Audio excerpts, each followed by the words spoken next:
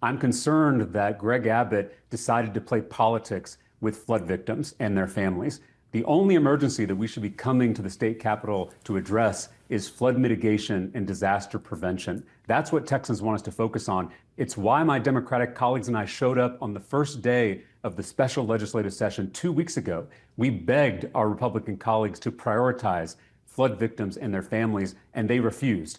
But the reality is, Representative, the reality is the consequence of the decision, regardless of whether or not it's a talking point, is that this bill is not going to advance. Is that a bad thing if this bill doesn't advance? And who put flood mitigation after redistricting on the agenda? The Republicans. They control the floor. Exactly. They have made that decision. Exactly. But there will be consequences to your decision here, too. Will there not?